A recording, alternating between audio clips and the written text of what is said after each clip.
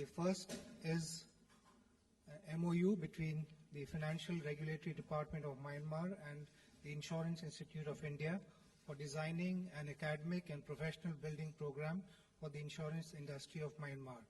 This will be exchanged on the Myanmar side by U Cho Thin, Minister of State for Foreign Affairs, and on the Indian side by Shri P. Venugopal, Secretary General, Insurance Institute of India. May I request the two dignitaries to step forward and exchange the agreements.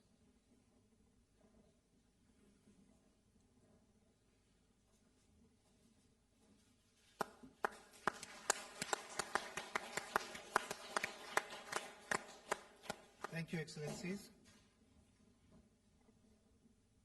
The second agreement is a MOU on cooperation in the field of power sector. This will be exchanged on the Myanmar side by His Excellency the Minister of State for Foreign Affairs, U Cho Thin, and on the Indian side by Shri P.K. Pujari, Secretary, Ministry of Power. May I request the dignitaries to please step forward.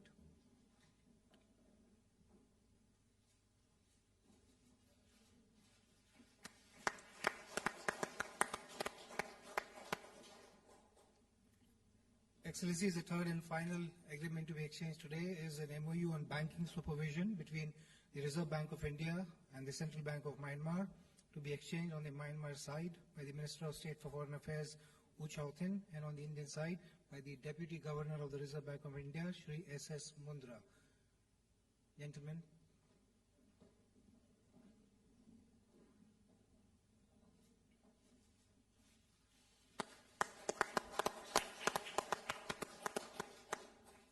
Excellencies, this concludes the exchange of agreement ceremony. Thank you. I will now invite my colleague spokesperson of the Ministry of Foreign Affairs to take the proceedings forward.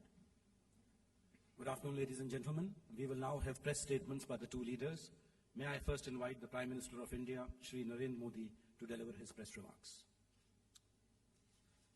Your Excellency, State Counsellor Dr. Aung San Suu Kyi, distinguished members of the delegations, members of the media, it is indeed a great pleasure for me to welcome Her Excellency Dr. Aung San Suu Kyi on her first state visit to India.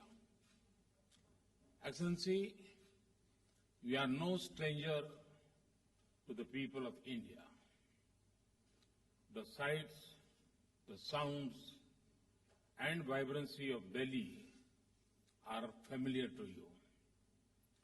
Welcome back, Excellency, to your second home. Excellency, you are an iconic leader. Your clear vision, mature leadership, struggle, and eventually success in establishing democracy in Myanmar has inspired people across the world. It is indeed an honor for us to receive you in India. We are also grateful for your participation at the BIMSTEC and the BRICS BIMSTEC Outreach Summit in Goa a couple of days ago. Excellency, Myanmar has commenced a new journey under your able leadership. It is a journey of hope and much promise.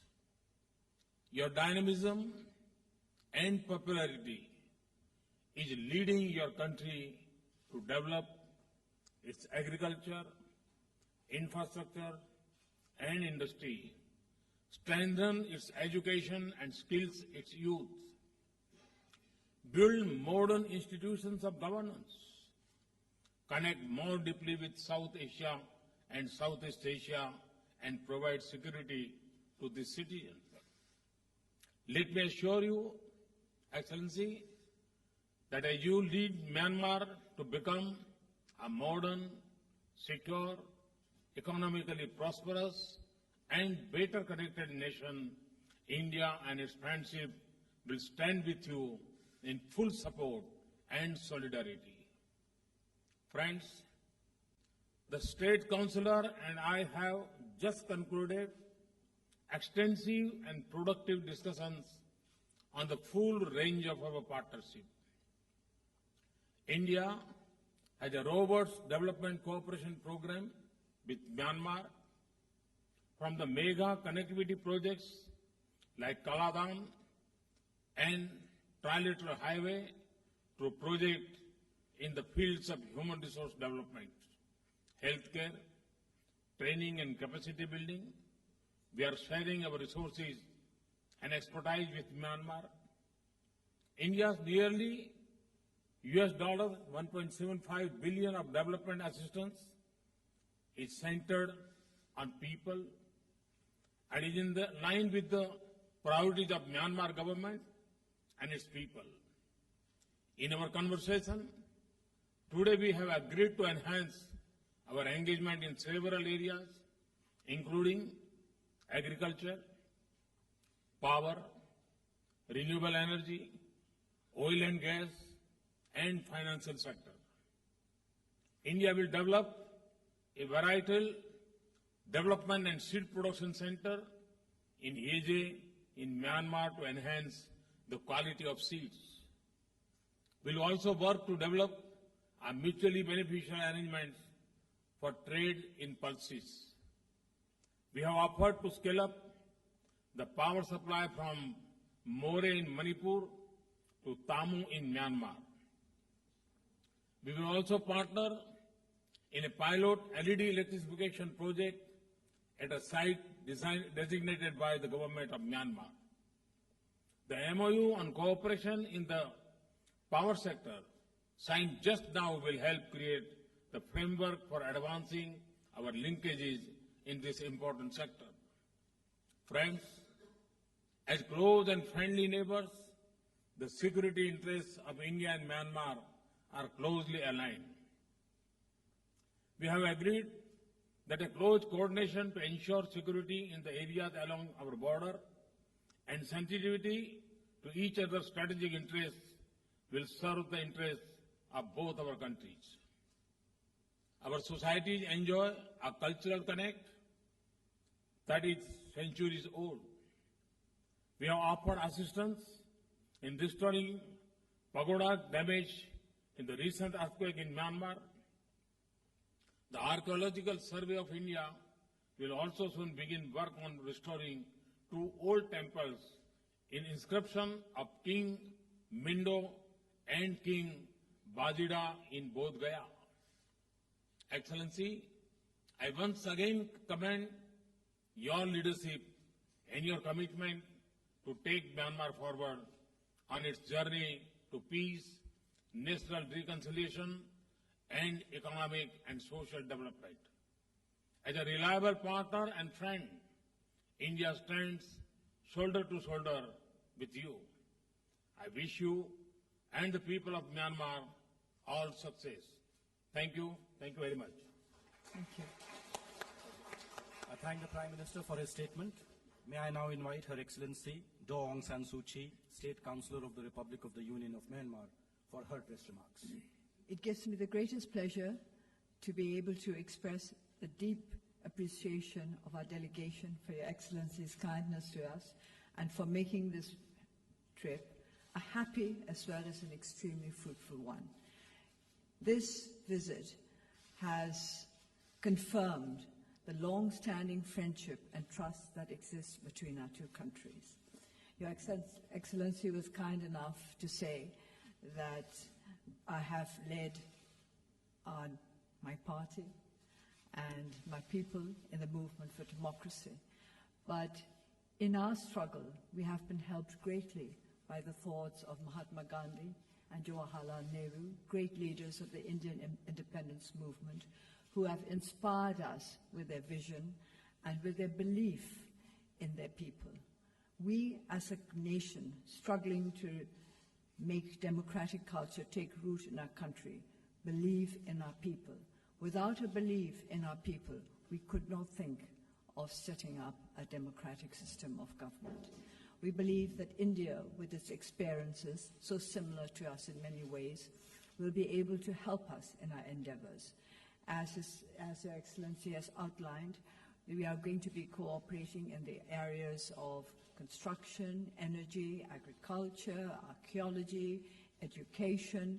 A very, very wide range of subjects were covered during our discussions over the last couple of days. This morning, when I spoke to the Indian business community, I urged them to invest in trust. It's by investing in trust and confidence that our two countries will be able to help each other in the way forward. We have much to do. We are behind India in the field of development as well as in the field of politics, if you like, political development, both political and economic development.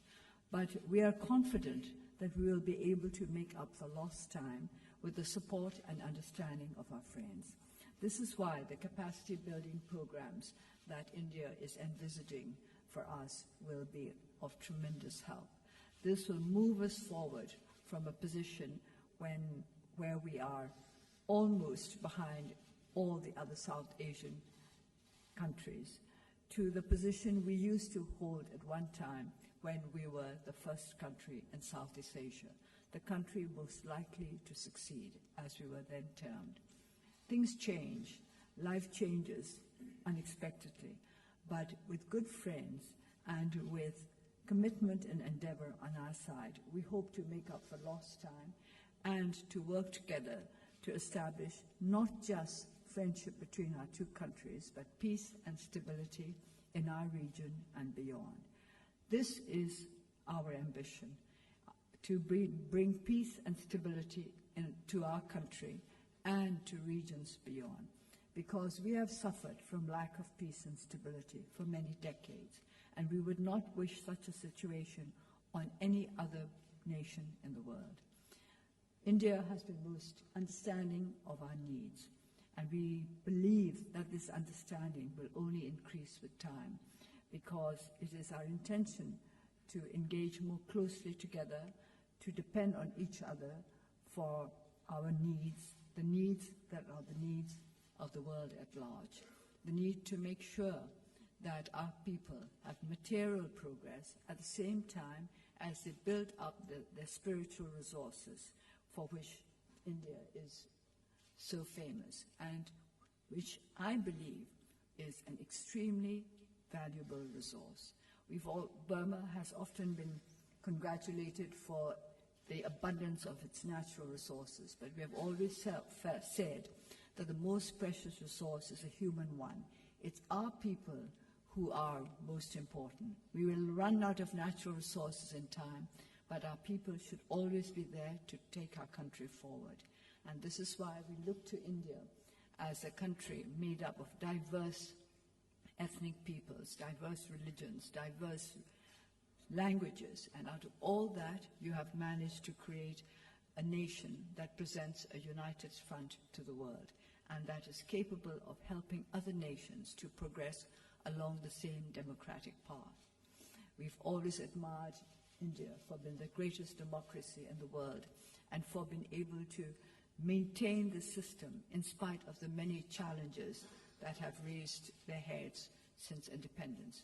We too have many challenges to face, but we are confident that these challenges can be overcome because our people are determined to overcome them. We are building up a very young democracy, and India is helping us, especially with the capacity building of our legislators as well as our civil servants. We need both. We need to build up the capacity of our legislators to make sure that rule of law is established firmly and fairly in our country. I must explain that rule of law in Burmese, in Myanmar, translates as rule of just laws. It's not just any law, just laws, we say, a rule of just laws, and this is what we want.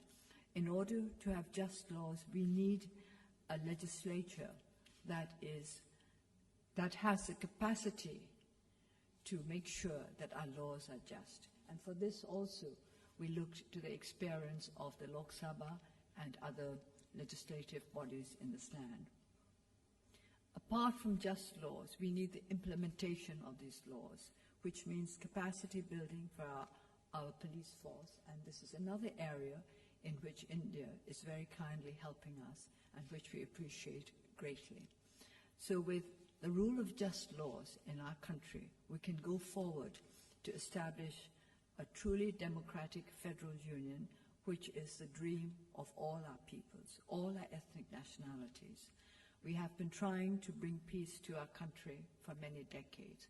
We hope that the time has come for us to be able to say, we have made it, we have made the breakthrough, we are now firmly set on the path to a union that will be a union for as long as the world endures. And in this too, we looked to India with its experience of federalism to teach us how we may best bring all our peoples into the process, to be part of our search for peace, stability, and a strong, enduring federal union. Once again, I would like to thank His Excellency and also to take the opportunity of thanking the President of India for inviting us to be guests at his residence, Rashtrapati Bhavan. This is a signal honor done to us, and we cannot but appreciate it from the very depths of our hearts. Thank you. I thank the two leaders for their statements. This concludes the joint press briefing. Thank you all.